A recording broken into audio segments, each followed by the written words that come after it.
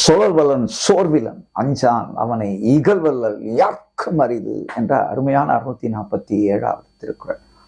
சுழல்வல்லன் சோர்விலன், அது எப்படி பேசுவது என்ற அந்த நுட்பத்தை திறம்பட உணர்ந்தவன்.